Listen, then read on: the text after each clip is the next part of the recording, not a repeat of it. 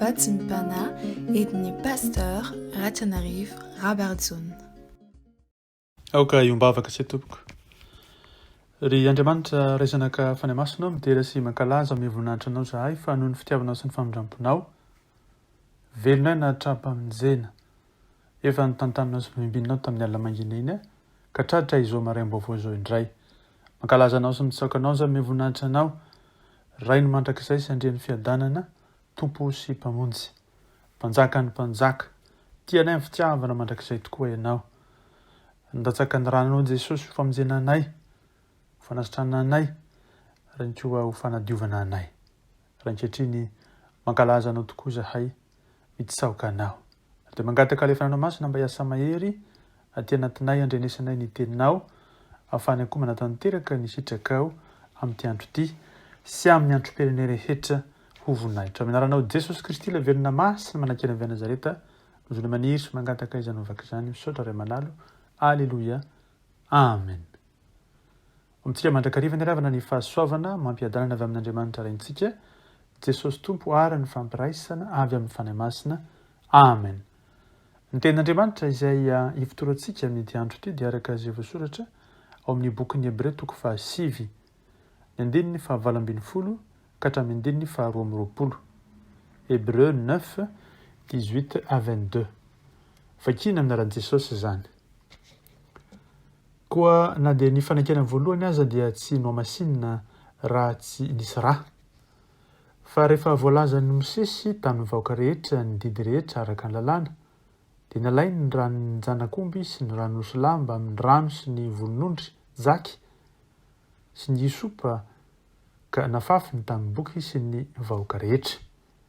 Dia hoy izy, ity ny ranon'ny fanekena izay nanidin'Andriamanitra anareo, ary ny tabirana kely sy ny fanaka rehetra enti manao fampofavahana dia ny fafazany rà toy izany koa.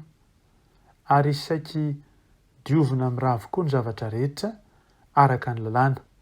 Fa raha tsy misy raha latsaka dia tsy misy famelan-kely koa. Amen.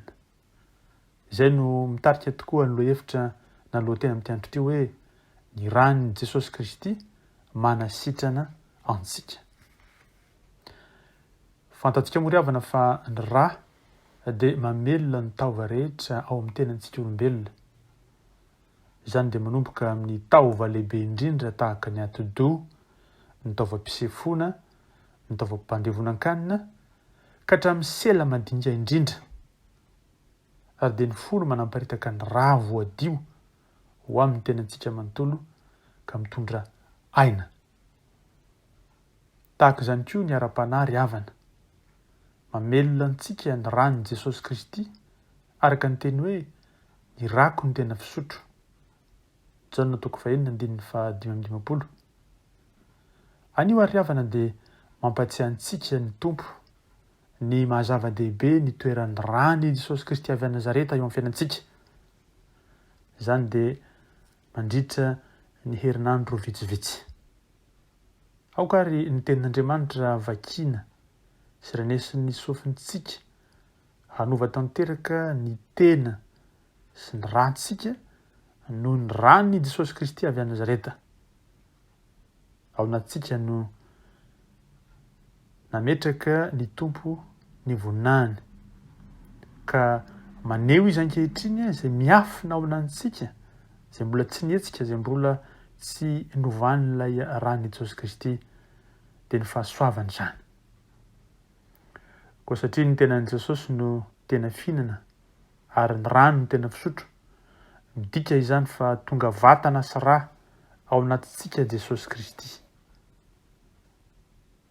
Izay no mahatonga ny tenin'Andriamanitra ilaza hoe fahatepolon'ny fanahy masina ny tenanareo. Korintianina 2:7-20.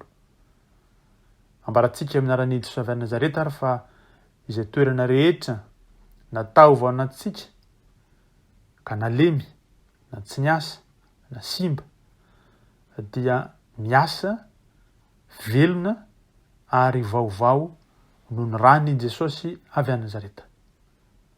Ambarantsika fa miasa tokoa ny ràn'ny tompo anatintsika.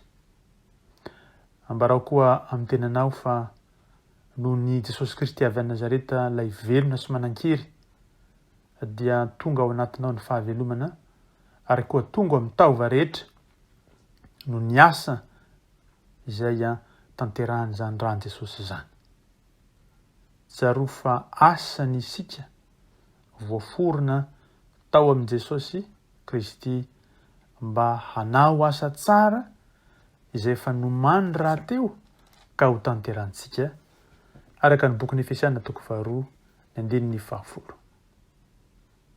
Midika inona ho anao soahy anio ary zany. Manambara amintsika izany fahamarinana izany fa tokana amantany ianao. Ho ny teny frantsay original. Tsy misy olona eto an-tany tahaka anao.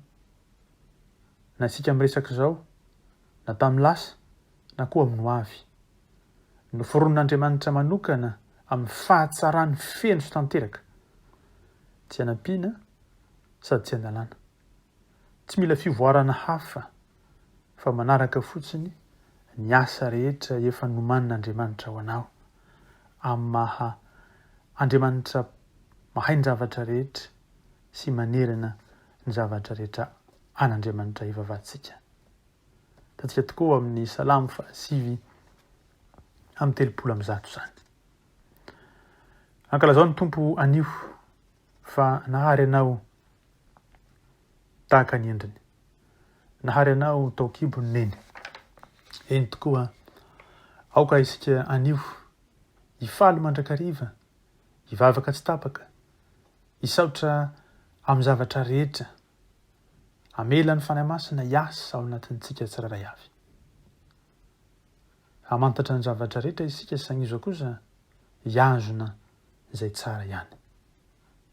Hifady tanteraka ny ratsy sy ny fanao ratsy rehetra.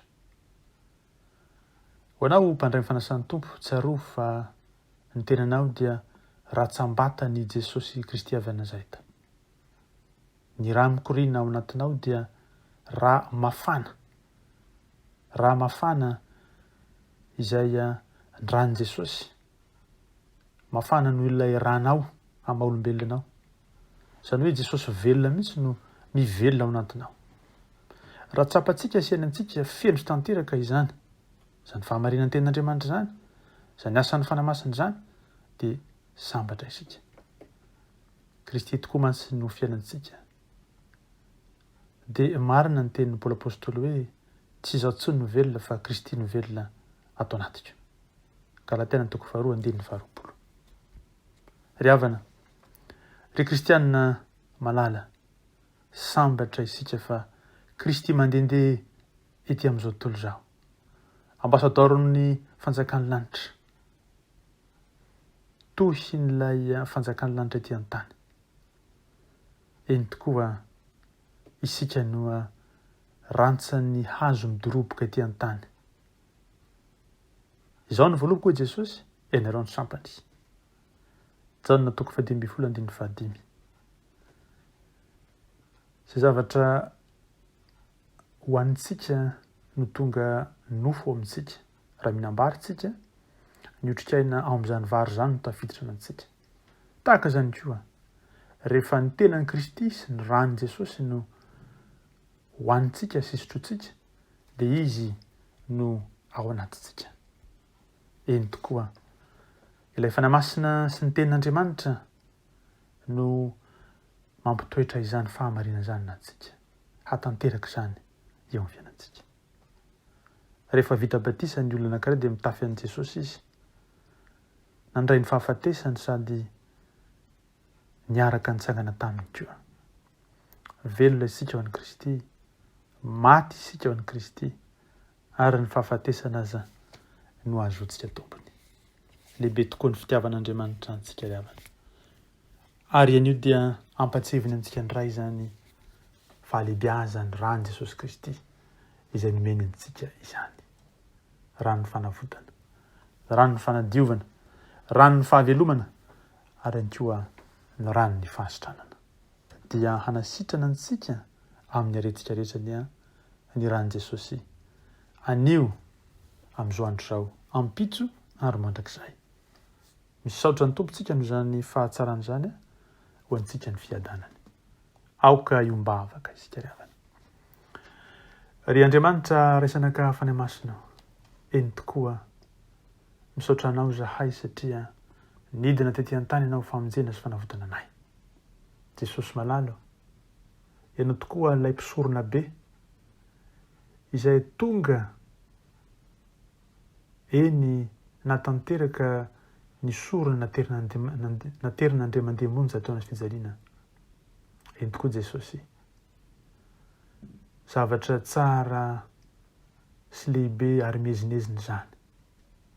Namaky teo amin'ny taberna kely lehibe lavitra sy tsara lavitra sy tsy nataony tanana ianao. Ary tsy mba nitondra koa ianao rano solana rano janakomby fa na ranony tenanao. Dia niditra Andria mandeha ianao teo amin'ny fitoerana masina indrindra dia nahazo fanavotana mandrakizay zahay.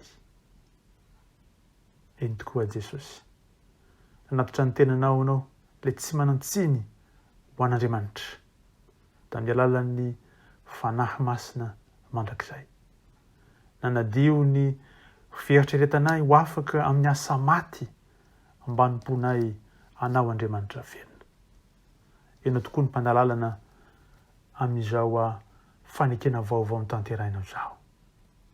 Anio ary Jesosy, araka ny hafatra sy ny teninao tokoa, dia ndreto zahay manotra ny tenanay ho fanatitra velona ka tonga anao hiasa tanteraka eo amin'ny fiainanay.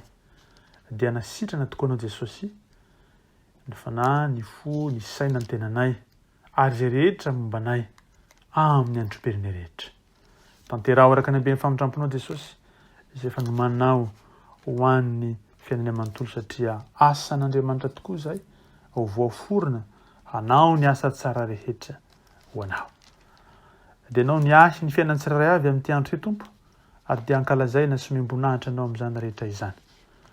Koa anao ry Tompo sy mpanjaka ny mpanjaka, nihaja mamboninahitra, anao hatramin'ny taloha indrindra, ankehitriny ary ho mandrakizay. Fambarotsay kosa amin'ireto mpanomponao ny fitahiana manana ambiampy fa Andriamanitra tsara sady mpanao ny tsara ianao. Misaotra Tompo noho izany ka dia hitahany tokoa nena Tompo Jesosy amin'ny zavatra rehetra, atanteraka izay rehetra nomaninao ho an'ny mpanomponao anio ampitso ary mandrakizay. Koa mitahy antsika ny Tompo dia miaro antsika, mampamirapiratra ny tavany amintsika ny Tompo dia miditra fo amintsika, manandratra ny tavany amintsika ny Tompo dia mametrika ny fiadanany. Mandehana ny fiadanany Tompo noho ny herin'ny ràn'I Jesosy Kristy izay manasitrana, manadio ary ihany koa manafaka antsika ho azy ireny voninahitra